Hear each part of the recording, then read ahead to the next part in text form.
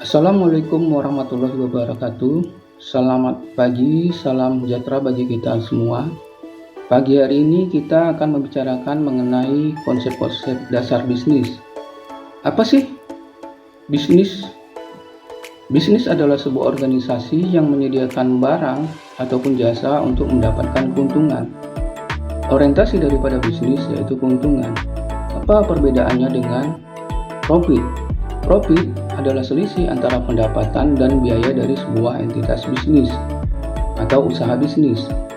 Kemudian, dalam berbisnis, kita sering mendengar istilah permintaan dan penawaran. Permintaan adalah kemauan atau kemampuan pembeli untuk membeli produk berupa barang dan jasa. Sementara, penawaran, kemauan dan kemampuan produsen untuk menawarkan barang ataupun jasa untuk dijual.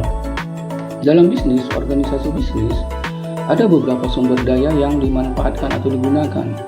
Yang pertama, sumber daya manusia, yaitu berupa manajerial dan tenaga kerja. Yang kedua, sumber daya keuangan, berupa investasi modal untuk mendukung operasi yang sedang berlangsung dan jangka panjang.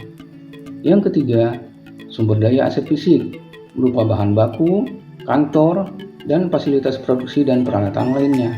Dan yang keempat, yang tidak kalah pentingnya yaitu informasi, data yang dapat digunakan untuk menjalankan proses bisnis. Dalam menjalankan usaha, dibutuhkan seorang manajer. Apa itu manajer? Manajer adalah seseorang yang bertanggung jawab untuk menjalankan proses manajemen untuk mencapai tujuan. Jadi, seorang manajer itu melakukan fungsi planning, organizing, leading, dan controlling atas sumber daya manusia, sumber daya keuangan, aset fisik, dan informasi. Apa yang dimaksud dengan planning? Planning adalah menetapkan tujuan organisasi dan memilih tindakan dari serangkaian alternatif untuk mencapainya. Organizing melakukan bagaimana kegiatan dan sumber daya akan dialokasikan. Kemudian, apa yang dimaksud dengan leading? Leading adalah kumpulan proses yang digunakan untuk mengatur anggota organisasi untuk bekerja sama dalam rangka mencapai tujuan organisasi. Dan controlling adalah proses pemantauan jalannya organisasi menuju tujuan yang telah ditetapkan. Jadi ada beberapa keahlian manajerial yang harus dimiliki oleh seorang manajer. Yang pertama, keahlian teknikal. Yang kedua, interpersonal. Yang ketiga, konseptual. Yang keempat, diagnostik. Yang kelima, komunikatif. Yang keenam, decision making. Yang ketujuh, time management. Apa itu kemampuan teknikal? Yaitu keterampilan khusus yang diperlukan untuk mencapai dan dipahami berkaitan dengan jenis pekerjaan yang dilakukan dalam sebuah organisasi. Apa itu interpersonal? Interpersonal adalah kemampuan untuk berkomunikasi, memahami, dan memotivasi baik individu maupun kelompok. Dan apa pula yang dimaksud dengan keahlian konseptual, yaitu kemampuan manajer untuk berpikir secara abstrak.